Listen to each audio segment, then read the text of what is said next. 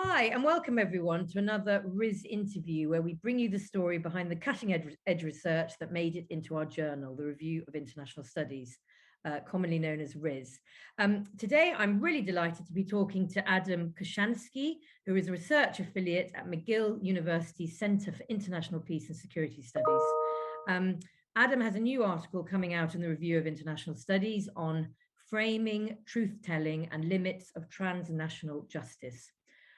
Welcome, Adam, and congratulations on getting your article into RIS. Thanks, Juliet. Thanks so much for having me, and also a big thank you to Martin Coward and the entire RIS editorial team for publishing my work. I'm looking forward to speaking with you about it today. Brilliant, thank you. Let's get straight onto it. So, Adam, your research focuses on transitional justice, post-conflict peace building, and international norms. I'd love to hear about your academic journey and how you got interested in this area of research. Yeah, so really the premise for this work, it dates back to discovering an edited volume by Rosalind Shaw and Lars Waldorf, which was published in 2010.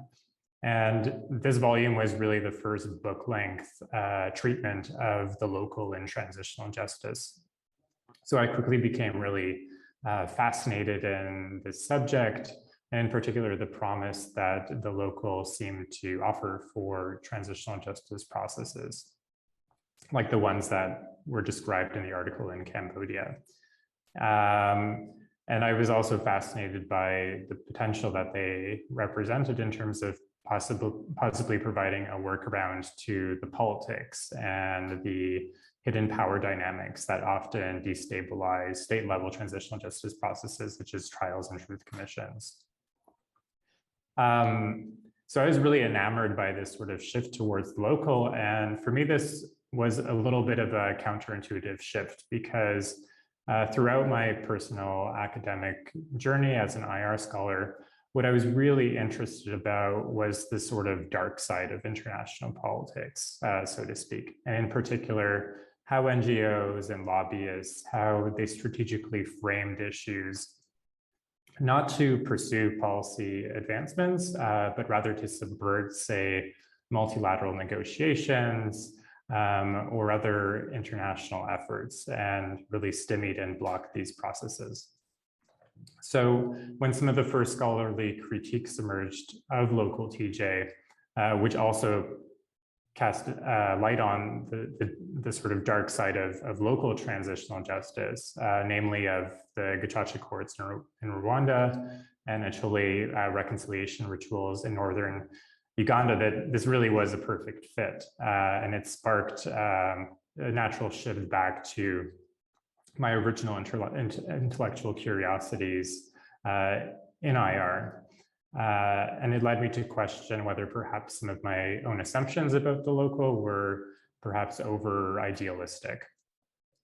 And this really, these questions, they really led me to develop two questions, which became the core of my research focus during my doctoral studies at the University of Ottawa and later during my postdoctoral studies at Stanford and McGill. And those were, how do local processes become manipulated? And then second, to what effects?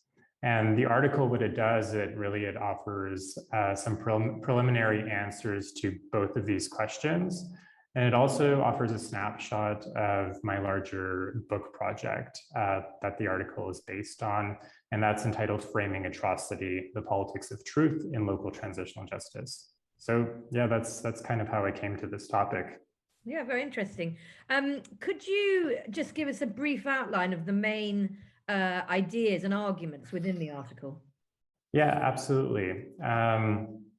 So the article, it builds on and branches off of some of these earlier critiques that I mentioned that started to question the optimism surrounding local transitional justice. And what the RIS article does is it stands on the shoulders of these works and probes whether and how powerful political elites, how they undermine local TJ processes to realize their own self-interested objectives. And these might oppose, say, obtaining the truth or even justice in these contexts.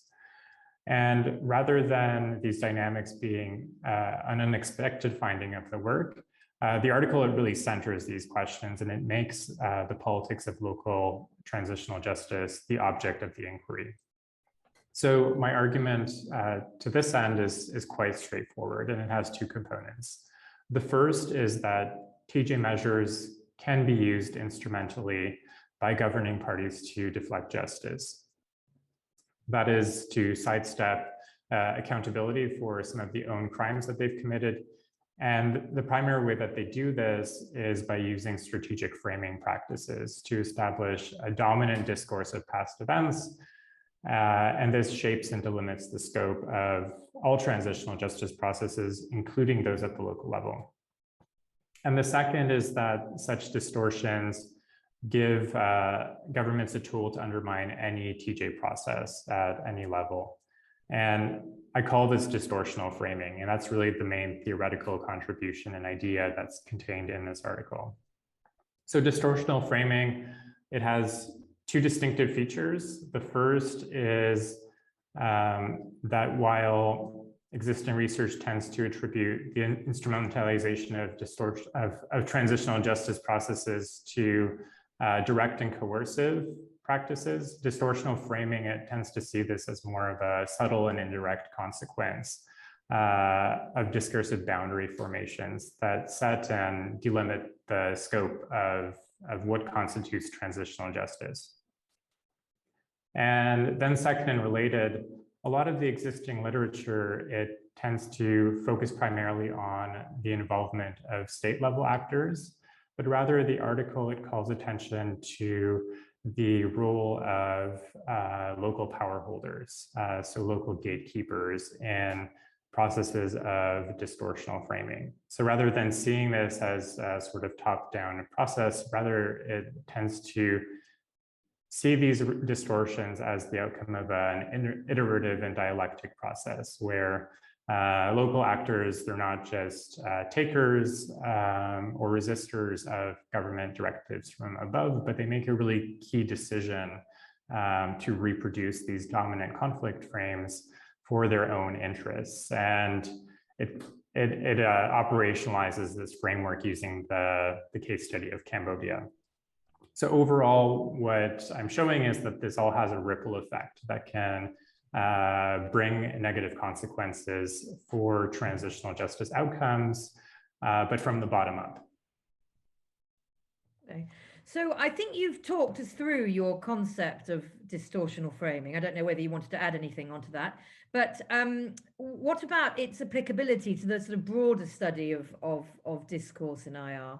Yeah, I'll preface my answer just by saying that there's a number of ways that this article can be read. So the TJ and peace building scholar, I think what they'll appreciate is the conceptual and theoretical and empirical discussion of the local. Country experts, they'll read the article for the in-depth case study of Cambodia. But the main audience is actually international relations scholars who are interested in studying the role of discourse in IR. And they might find it useful for understanding subversive, discursive tactics in other areas of international politics. So taking a step back, distortional framing, it draws on the social theories of Goffman and Snow and Benford, and their work on frames, which are, as in the words of Goffman, a schemata of interpretation that give meanings to events, identify what a problem is and what it's not. It diagnoses causes and consequences, and delineates the range of prescriptive actions that can be taken. So when these frames become hegemonic, they in turn influence not only what the understanding of the situation is, but in turn, what the possible responses can be. So in IR, scholars have used, in particular, Snow and Benford's three-stage framing process to understand positive uses of framing in order to, say, see through an international policy outcome. So one really well-known example is Richard Price's work on the landmine ban, which I discussed in the article, which discusses how transnational advocacy movements frame their issue in order to achieve a ban. But a lot less attention has been given to this sort of dark side of framing. So the ways that NGOs and lobbyists, how they'll frame issues, but to subvert, say, multilateral negotiations. And one example that's discussed in the article is the arms trade treaty negotiations, where in particular gun lobby groups distorted the frame around the arms trade treaty in order to block that initiative.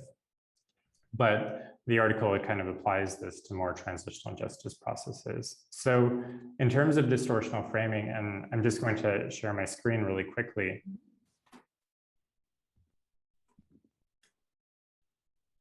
It's disabled. That's okay. Oh dear.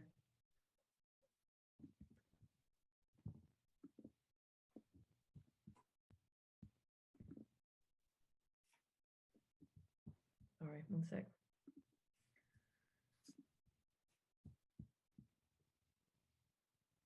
Is that working now? Yeah. Okay.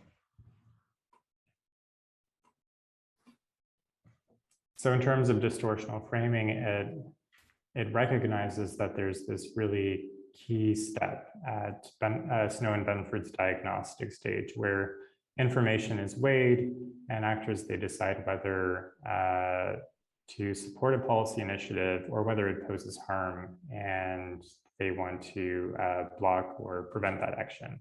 So rather than moving down Snow and Benford's framing process pathway, the article, it develops an alternative pathway where in the second stage, actors, they work really actively to contrive a damage control policy to counter this policy proposal.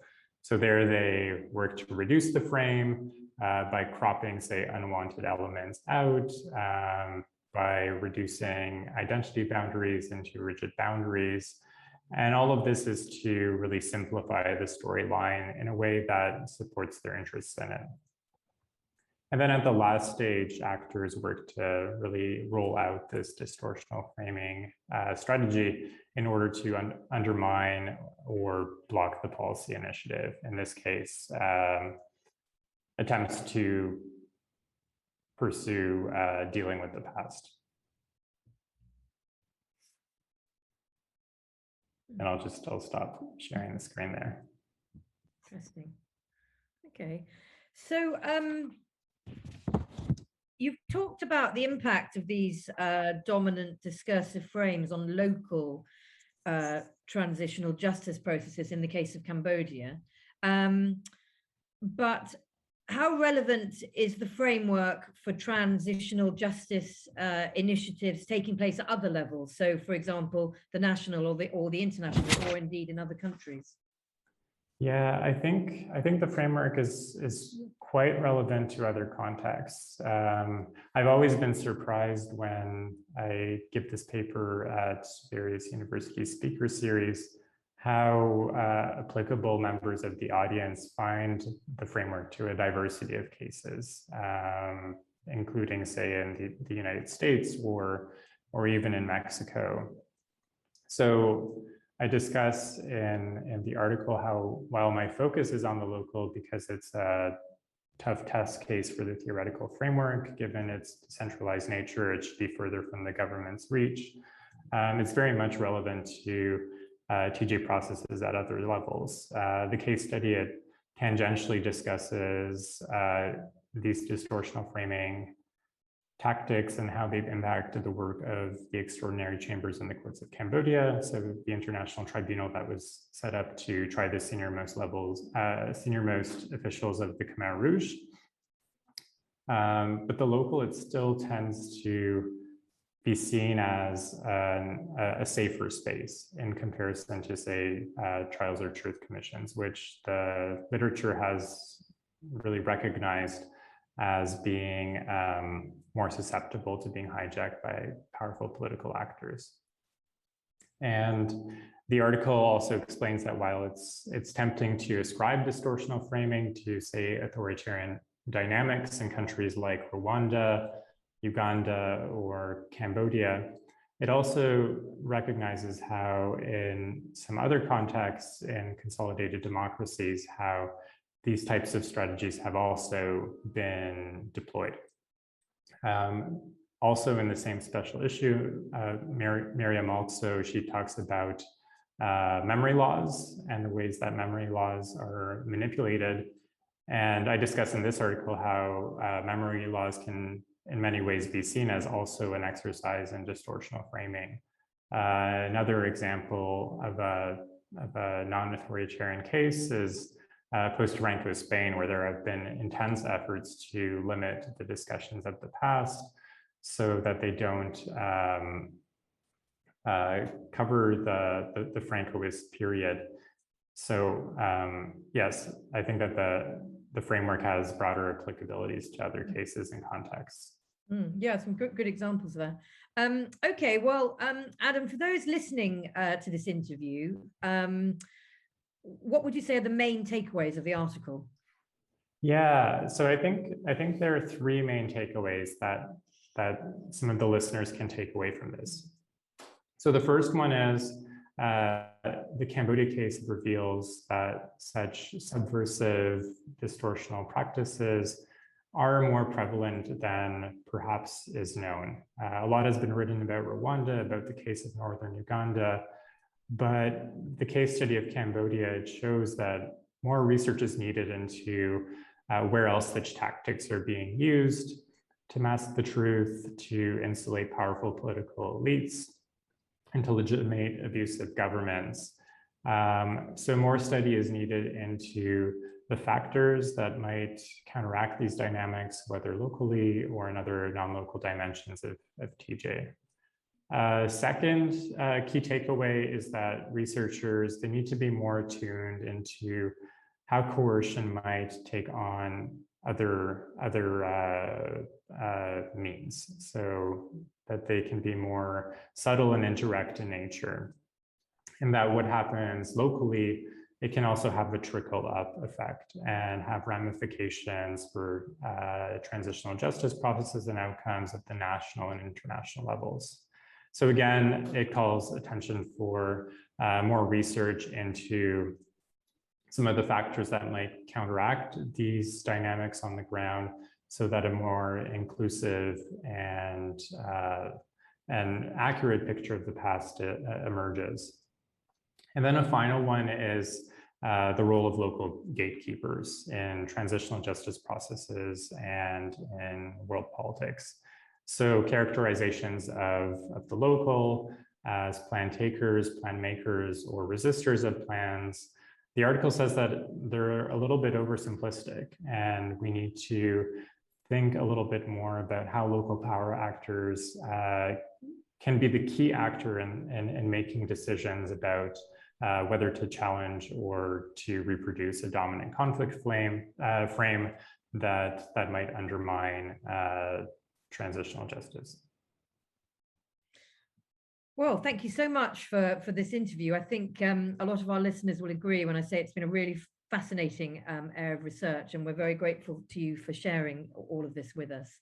For those of you who are keen to learn more, you can read Adam's full article on the first view section of the RIS website. If you're a BISA member, you can actually access this completely free of charge. It's part of your membership. You just need to log on to your account. If you're not a BISA member, you might want to see if you can gain access via your institution. And while you are here, please do look at the BISA website, which is www.bisa.ac.uk. You can learn more about the association and all the wonderful benefits a BISA membership will bring you. So please do take a look. With that, I want to say thank you once again to Adam. It's been a real pleasure. Thank you very much. Thank you very much, Juliet.